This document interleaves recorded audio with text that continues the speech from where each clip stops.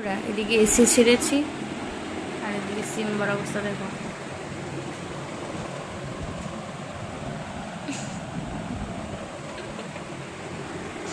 ও আরাম করে ঘুমোচ্ছে, এসি চলছে, ও আরাম করে ঘুমোচ্ছে।